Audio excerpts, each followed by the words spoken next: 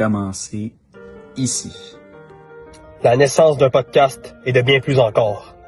Le début d'un lien sacré entre le podcast et son auditoire qui se tisse depuis 2023 et qui se solidifie. La rigueur et la constance lors d'épisodes alimentés par la passion qui ont fait de personnalités ordinaires des légendes.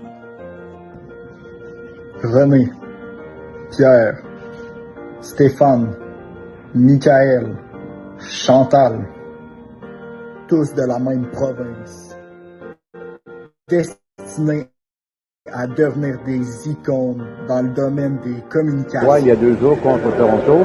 Évidemment, Los Angeles occupe le 3e rang depuis près de 2 mois. Bonjour tout le monde, Michael à l'Ancette. On est en compagnie de Xavier Simoneau. Nous nous sommes vus en eux et leurs réussites sont devenues les nôtres. Nous étions là pour les petites victoires, mais aussi pour les idolâtrer. Ces noms sont supportés par l'auditoire et l'auditoire est uni pour un désir commun, des discussions enflammées d'hier à aujourd'hui. Les plus grands moments qu'on a vécus entre collègues n'ont pas été uniquement possibles grâce à nous. Cela n'a jamais été juste de nous. Les gentlemen des sports, c'est vous qui avez fait de nous qui nous sommes. Parce que vous faites partie de l'équipe tout autant que nous le sommes.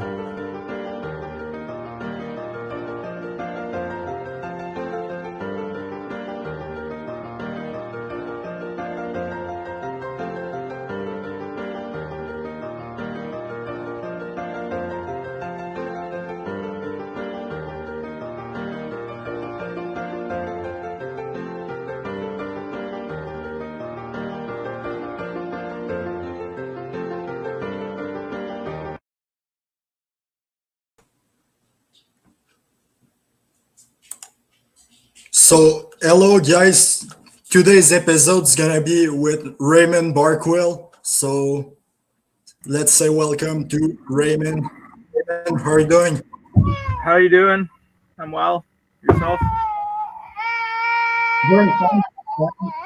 First of all, some fans would like to know a short presentation of who you are for those who don't know you. Yeah, I'm a rugby player or retired rugby player who's played for Canada for a number of years and professionally all over the world, and it's been a journey, but now I'm obviously in fatherhood. How did you first get into rugby and what made you fall in love with that sport? High school. Just friends in high school bugging me to come on out, giving it a try, and found out that the community was really enjoyable to play sport with, and the opportunity to travel around the world kind of drew me in. Was there any teammates that was really good back in high school when you were playing? Oh yeah, there was lots of like great athletes in my school, and so lots of them played football growing up, and hey, who's that? Okay, lots of great friends playing football, and just Vinny, come on. Here. 1 second here, guys. I appreciate your patience. Yeah, it's okay. There's no big deal. It's just it's cute. I mean, yeah. There's nothing bad there. Like. Yeah, no, lots of good friends of mine. I went to school, had lots of good athletes who went on to play football in OUA and in the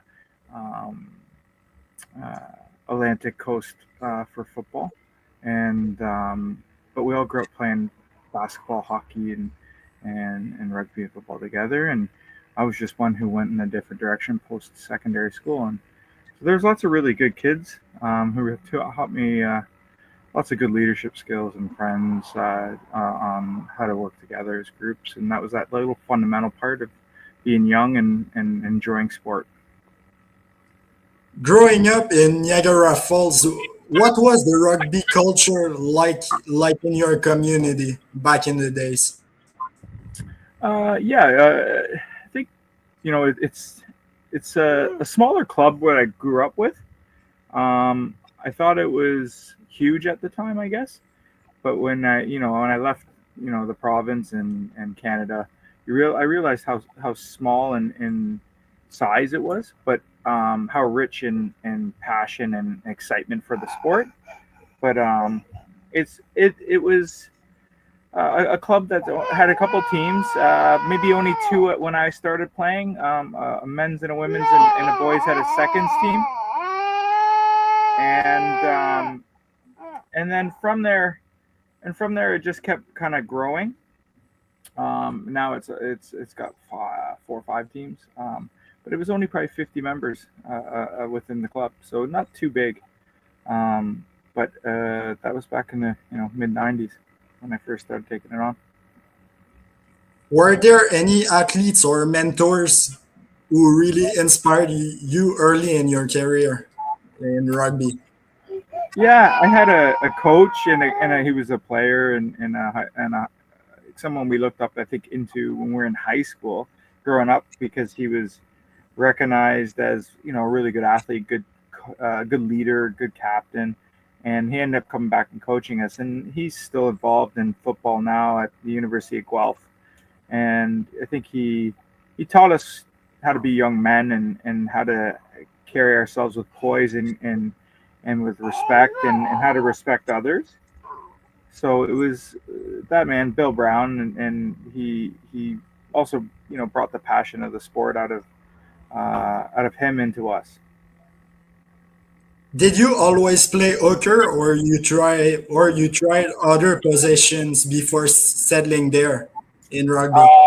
Good question. No, I started like right away. The coach who I when I went and tried out, he instantly kind of pulled me out, and he was like, "You're going to play hooker."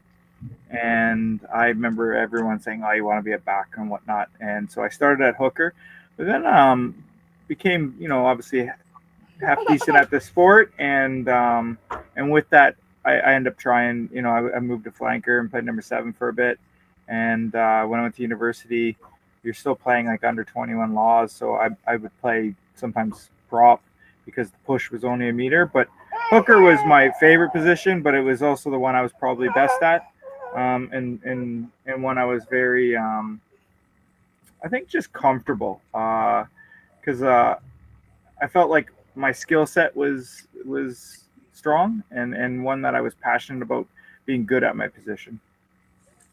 What was the turning point in your career when you found out like you would make it to pro level or international level? I think definitely when I left Canada and just got exposed to playing a different style of rugby, the quality of players and speed and skills and knowledge of the game. In Australia, when I left and went to Perth, it's a different. It's just like playing hockey. If you're growing up playing hockey in maybe say Austria, you know what I mean, like a country that plays hockey, but it maybe not as deep and rich like it is in Canada for hockey. So it just opened my eyes and to see the game in a different way. And then guys who were doing things naturally, like when we grew up playing hockey here, how to exit and how to work behind the net and things that you don't have to be taught right away. It's just because you learn them really early. Well, like that's in rugby too. You just start learning things. Hey kiddo, here you go. And so it's definitely the biggest, where I had the biggest step in growth was going there. Is I was probably mature enough to understand how to learn better, how to listen, and I had fundamentals that were strong, so I could spend my time learning and not having to just grasp at the concept of a simple skill. Can you walk us through your journey from Canadian club rugby to the national team? I think it starts, obviously, like we said, with Niagara and the club, and And then for me, we had a semi representative kind of level, for the Niagara region. It was called Niagara Thunder. It was Super Rugby. Quebec had a team. Ottawa had a team. Toronto had a team. A number of them out west and east. And that was my first step of where you start playing against the better talent. And then from there, I went to university, which kind of worked alongside that. And that became another step. But then it was the Ontario Blues in that program. So it was more of a provincial system. Again, where we would play an Atlantic side, an Ontario side, a Prairie side, and a British Columbia side. And that was a massive one because it got better. The competition got better. There was training more. The quality was good. There's national players playing. And from that, it just opened those doors, and that's where I took my first opportunity to, post-secondary or post-graduate studies to Australia. And before you know it, I absolutely kind of just got my opportunity. There was a tour down to South America. The Blues were going. I was playing in Australia, and they said, "Hey, would you like to come?" And so I flew over. I thought I had a pretty good tour, and from that, the national coach called me and said, "Hey, would you like to come back and see if you want to train this summer to see if you can make the fall tour?" And the rest, I guess, is history. Was there any sort of hard times in Australia, for being far from family and stuff, or? I think not so much. I would say I enjoyed the distance. It was an experience that I was really kind of immersed in. I did my post-grad study down there, so I was not just doing it for rugby. I was doing it for my now career. I think and I think I mentioned it kind of before with Austria or countries that are have hockey. Down there is you walk into a team and you speak with a North American accent, and you're not known for your rugby. You're gonna have to back yourself and prove yourself. So there was those moments where I had coaches go, "Wow, Canadian, I don't know," but those doors still were open. I just had to really, really kind of take the opportunity and show that I wasn't just going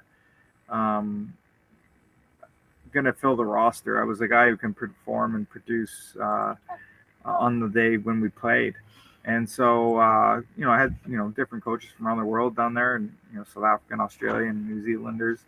And it was a challenge in that end. I wasn't deterred, to get a starting spot or to get opportunity. But from that, at the same time, that's how I got the opportunity with the professional side down there. Was the head coach down there had actually come to Canada for a year and met a legendary Canadian player, Mike James, and his friendship and relationship that he made just said, there's something a Canadian can offer, or there's something he saw in me, and he mentioned that to me, and from that, he gave me that opportunity with Western Forest. And so, some coaches have a different view. That's what makes it very subjective and hard sometimes for people to understand why a coach doesn't select you. But at the same time, I had a coach who selected me because of his relationship with a friend in Canada and a teammate.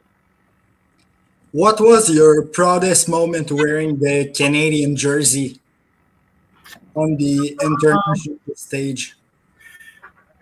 Probably every time.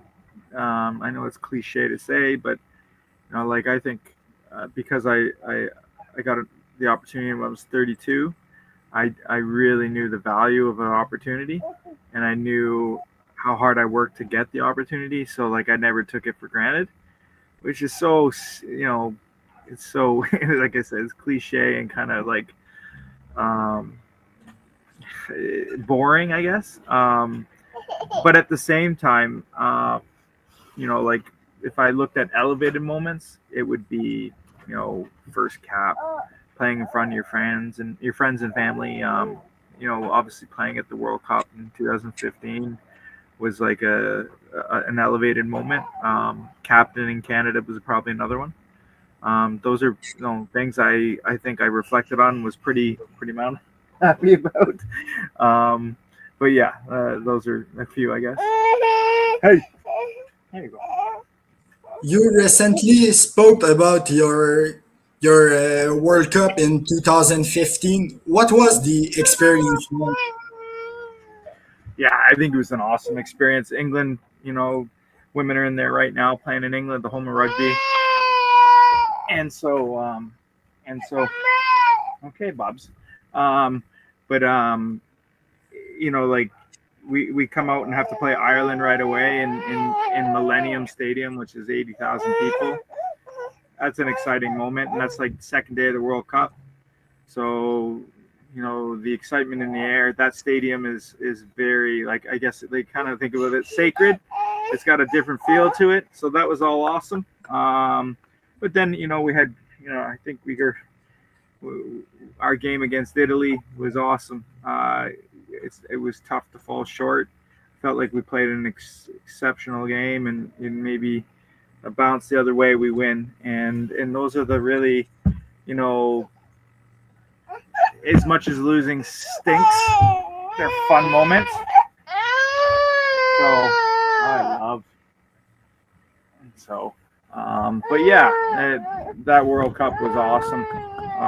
For me, I got to experience another one as like a kind of a coach and management, but playing's always more enjoyable. How did you prepare mentally and physically for international competitions against Tier 1 teams? Hey. So, in a training environment like that, I have all the support physically to be ready. Coaches and S&Cs, and we had some really good ones that pushed us from that level, like from the education of understanding what we needed and testing all that. But I think the one of the mentally, I had a mental skills coach, David Cox, who was outstanding, who's worked with Steve Nash in Basketball Canada, and he had some influence on how I mentally prepared to things. Like even as an older person at that time in my 30s, I knew what he had as value. So the value was amazing. What he added, I felt like, to help me perform. And then, like we had nutritionists along the way, and all those people, within an organization that make you better. Whether it's, it could be the guy washing your laundry, or the girl washing your laundry, whoever it is. And so those people all did it, and they all play a small role or a bigger role. And I mean, I knew I was very grateful for everyone's effort towards making sure I could do my job on the day.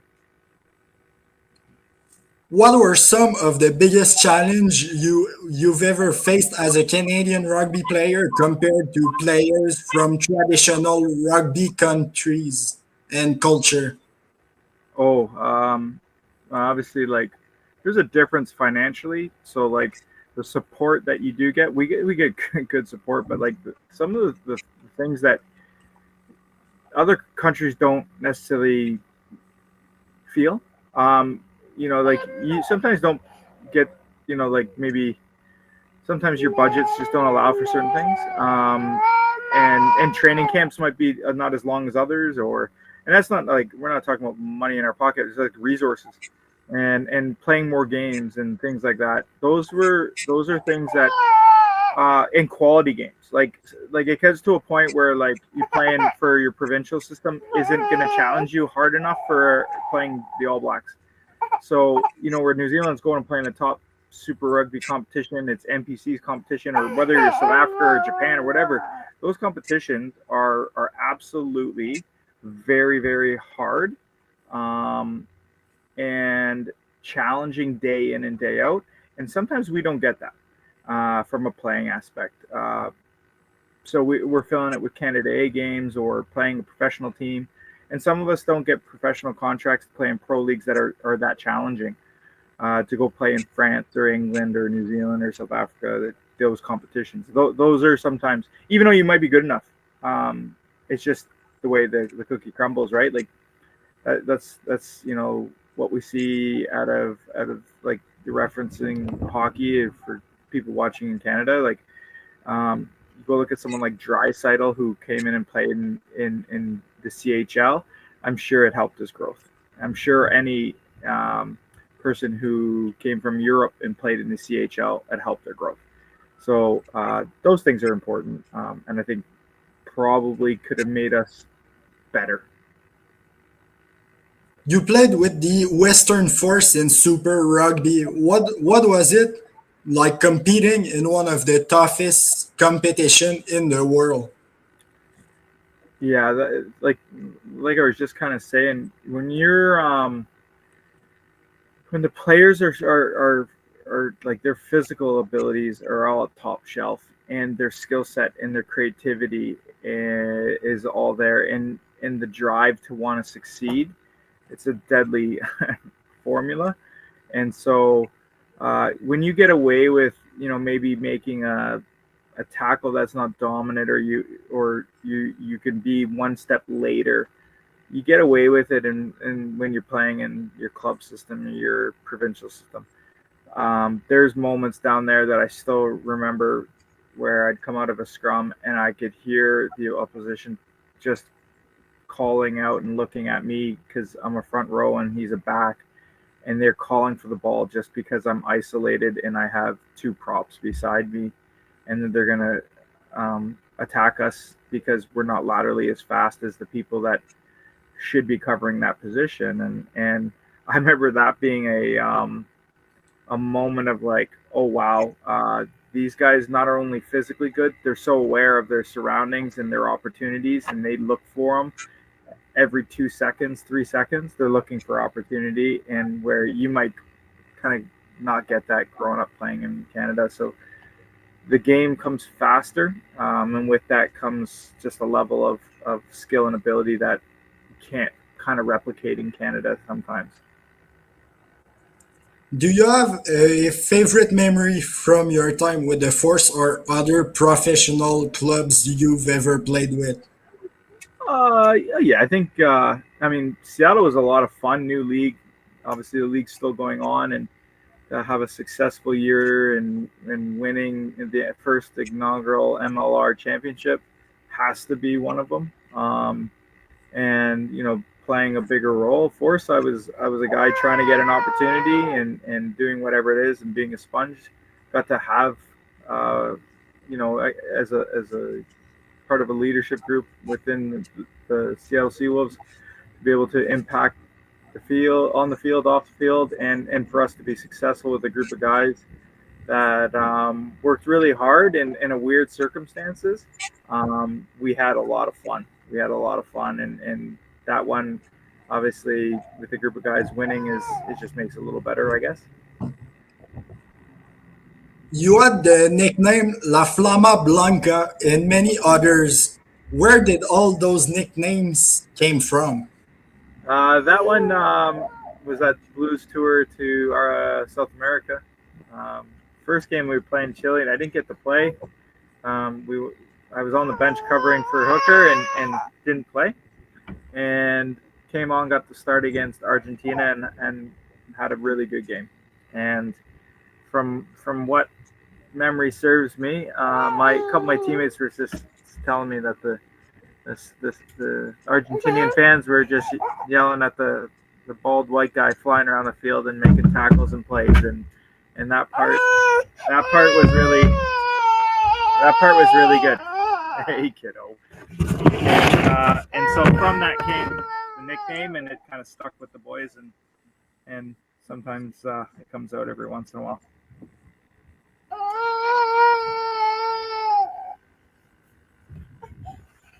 You as a very physical and passionate player. How would you describe your playing style and your? I like to think I was as physical as I could be. I like to think I was a good set piece player. Felt like I had skill set, like my passing and my decision making were good. I think what happens when you get older. Your speed goes down a little bit. Probably wasn't as fast as I was back in the day. But hey, Bob, you got this one here. But I like to think I had,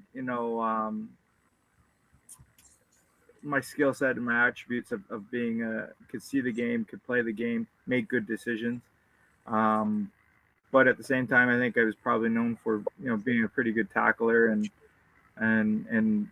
good scrummager and line-out thrower, which is my main job. And then when I get the ball in hand on attack, that I could do the right things and hopefully make opportunity or keep opportunity there for our team. So, but yeah, I guess I wish I was more, but that's just what happens. That's sport. It's hard when you get to the next level, and as much as you might have played a bigger role on a younger team or a university team, you find your role pretty distinct, pretty quickly. That what you need to do to serve your team.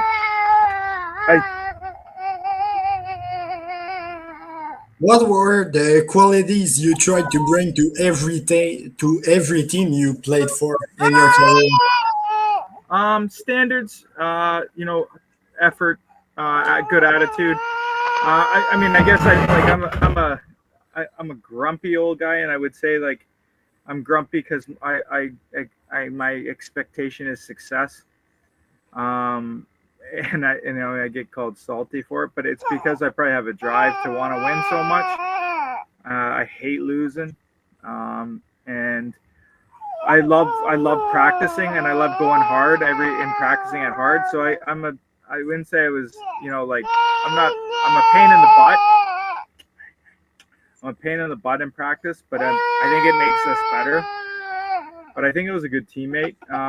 From when I talk to my friends, I've been, I think fair, but at the same time, I think there's always areas where I could have gotten better if I could do it again. Rugby is a tough sport physically. Did you deal with any serious injuries, and how did you overcome it? Yeah, I retired from an injury, but I broke my jaw, I broke my cheek, I've torn my knee. Like those things, I think are pretty standard for unfortunately rugby. You get injured. Unfortunately, probably my biggest injury wasn't from rugby. I got in a car accident, and it kind of set me back quite a bit. But it also probably made me better as a person, as an athlete, to persevere and work hard. And it was tough to retire, not on my terms, but that happens to lots of people. The one thing I think a lot of athletes go through is periods of becoming injured and banged up and sore, and when you can play through uncomfortableness, but when you're injured. And everyone, I think, goes through their little peaks and valleys sometimes, or their little hiccups and bumps in the road, and if you can get through that, you can go well. But sometimes luck isn't on your side, and I've unfortunately seen that on other players. So I was pretty fortunate that some of the injuries weren't more than a month or two, and maybe a couple months, but I didn't have anything longer than obviously that. What's the biggest lesson rugby taught you outside of the sport? Probably be a good person. I think something I valued from the coaches was sport's awesome. Like I said, I'm one of the most competitive human beings, I think, and I challenge everyone and that's kind of ironic because you're competing about who's most competitive and talking about being competitive. So I think when you the humility you get from it's just sport.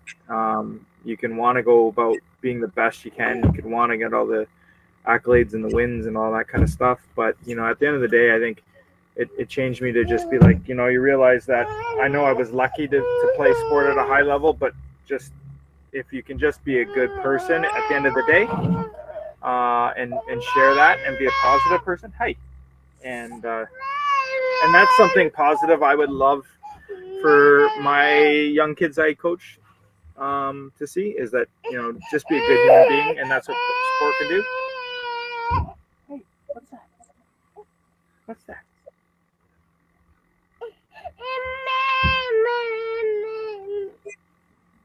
What was the hardest part from professional rugby? Pardon, say that again. What was the hardest part about retiring about professional rugby? I think because we got over such a big hurdle.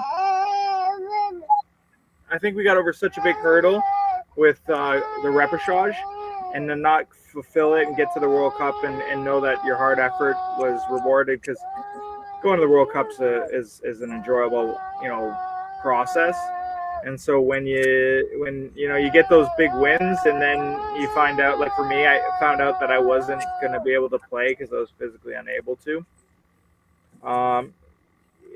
Like there's bigger things in life, and I got one right here, and that's really important, and those things were important to me. So for me to be physically well was important, and unfortunately, if I have to give up, an opportunity to be at a World Cup, to be a player, because it's more for the next 50 years, 40 years of my life, because there's more in sport.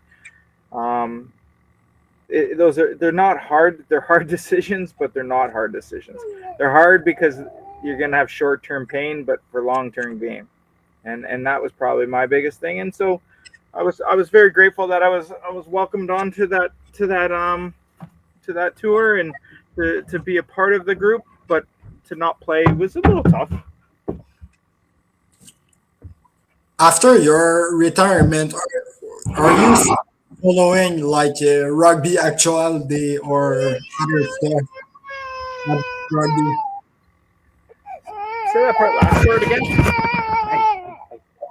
Hey. I know, kiddo. Say that last part again, James.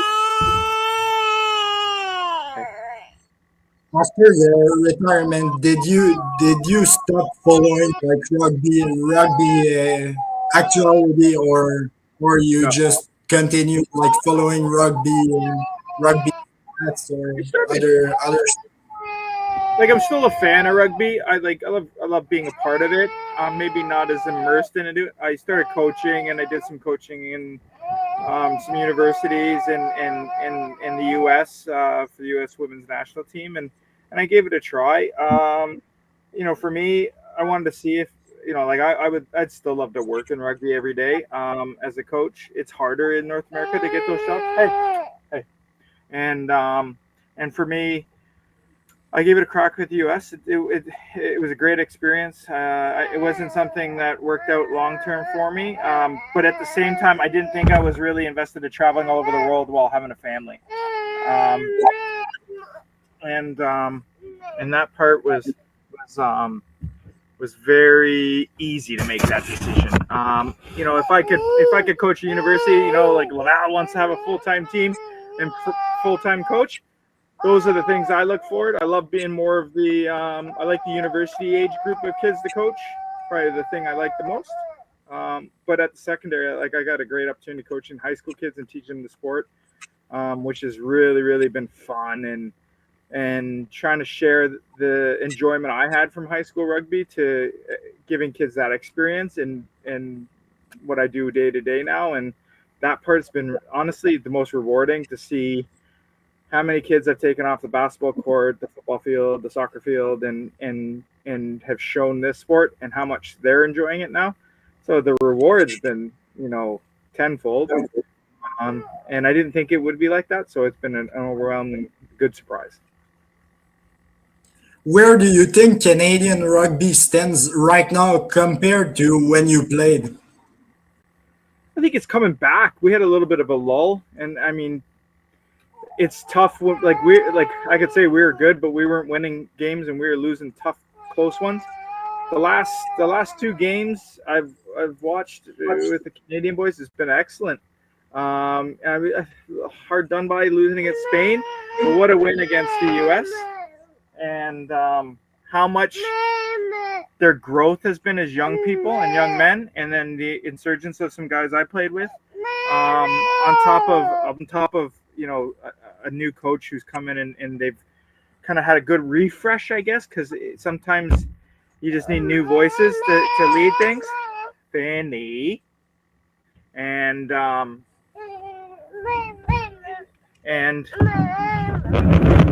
with that, I look at what they produced last weekend, and that was a lot different than 2 years ago. I look at what they've done in their preparation towards getting an outcome that they needed so badly, and the how collective that effort was, I think, from all of the guys that were in camp, but all the guys who performed on the day. And at no point was I sitting there going, wow, like I'm worried in that game. They felt like they controlled the second half so well that it was a nice sense of relief going, wow, we feel like we've maybe turned that corner. We've grown a little bit more on maybe what part we've been waiting for. And those boys, I think, did an exceptional job, and the staff did an exceptional job to get there. And it'll be exciting to see what happens when they play Japan and a few more. I think it's this weekend or next weekend. But that was a dominant performance against a U.S. team we've only beaten once in the last 6-7 years. So I think we've had a win and a tie, and so it's going, I think, in a nice direction. I hope that we can keep repeating those performances like we've seen in the last two test matches. What do you think Canada needs to do to be more competitive internationally? My opinion, U sport needs to be men's rugby. Has to be the equity of what women have, like what the girls have in U sport, and that gap between 18 and 23 with more quality coaches, investment into coaches, investment into players. I think this is something I've been very open to talk about, was we need our national coaches to be looking at youth between 18 and 23, where we have 10 to 12, maybe 15 universities that have full-time teams where kids are practicing with good coaches and support coaches, where they have strength and conditioning, they have video sessions.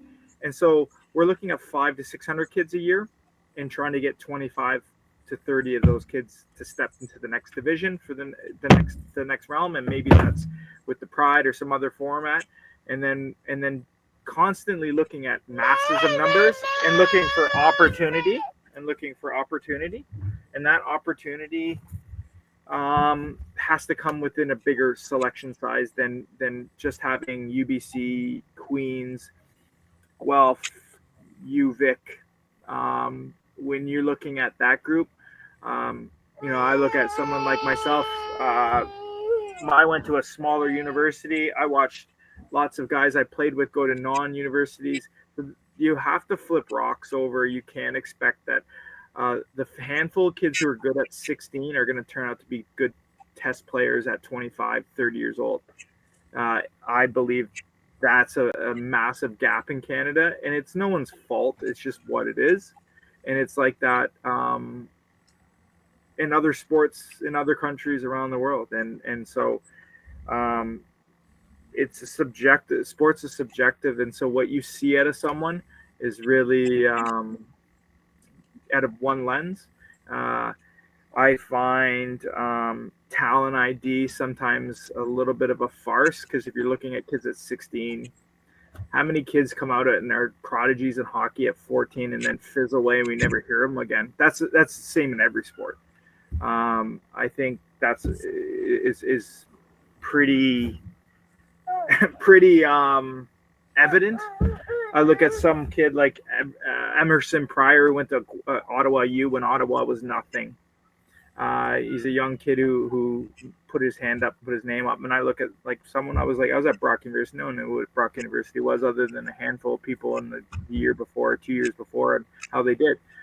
So when you get those, coaches watching every team, you might find two out of suddenly TWU or Alberta University or Sherbrooke, and that part you need to when you don't have the masses of tens of thousands of kids playing, and that's I think is our biggest gap in my opinion.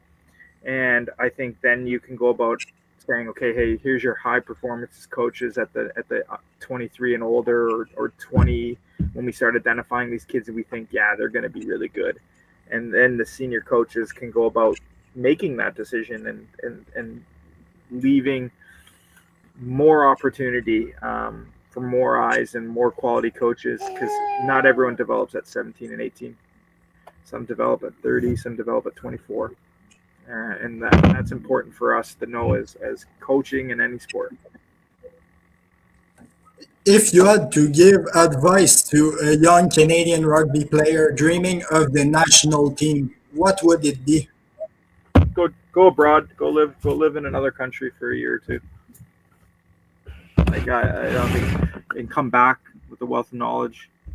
Whether you do an exchange in university, whether you do it, I just sent the high school kid to New Zealand for a month.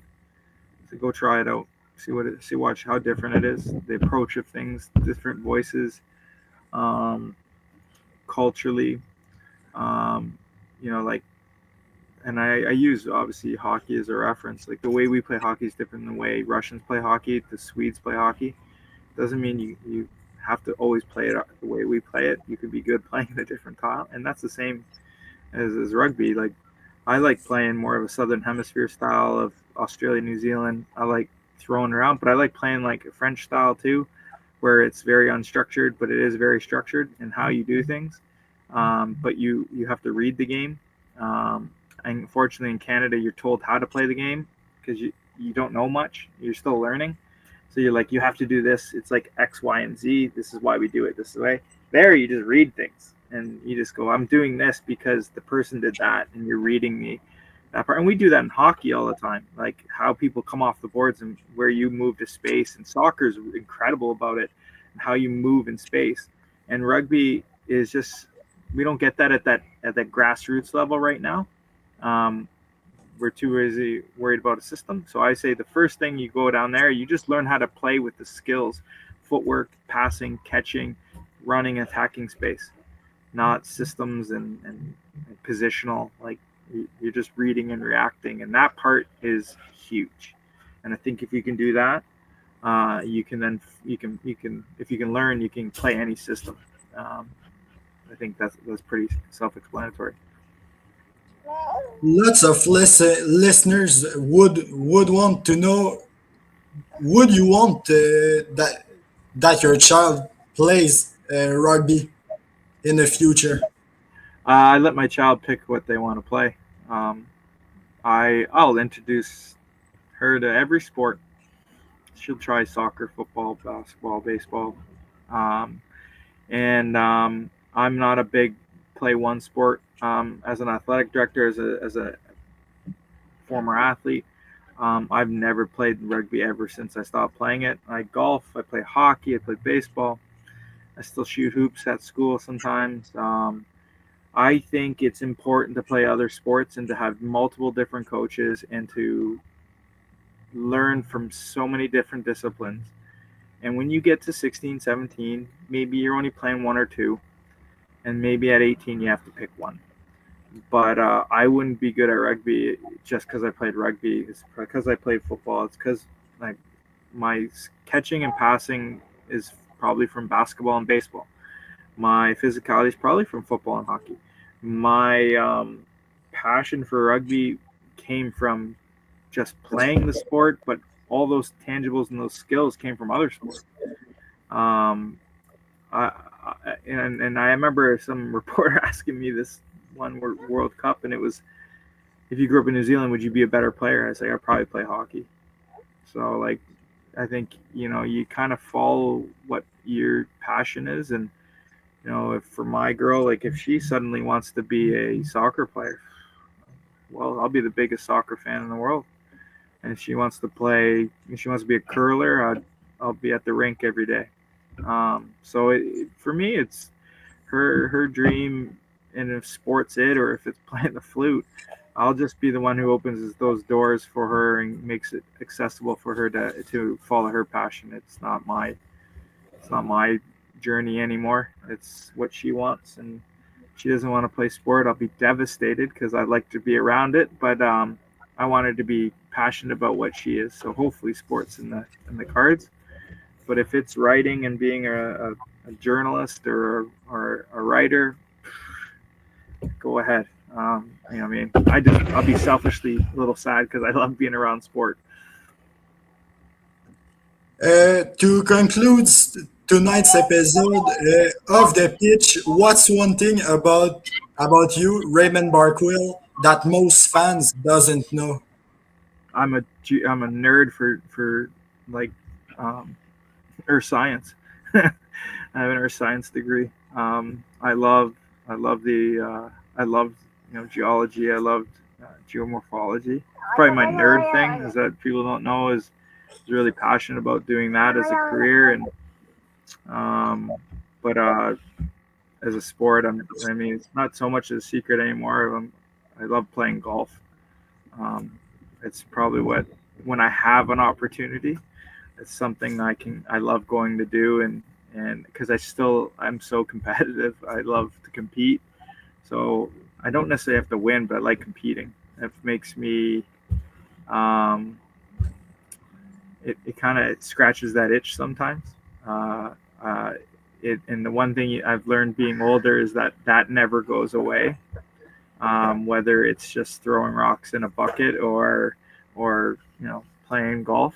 Those are probably the two things that most people don't know. Golf seems to come out a little bit more, but I'm a big nerd for earth science. All right, so that's what concludes tonight's episode. Thanks, Raymond, for your time. I appreciate it, James. Thanks for being patient with my little one. It was a crazy day. No problem. Like I said earlier, no problem. Like I said earlier, I found it like more cute and more realistic. Like we are live and things happens. No, it's good. I'm glad we got to do it. I appreciate you reaching out, and hopefully for the viewers that you got what you're looking for, and all the best. And I got a great podcast going. I hope you get many more rugby members on top of all the other sports people that you've had, and I appreciate it. Thank you very much. It's a pleasure. Cheers.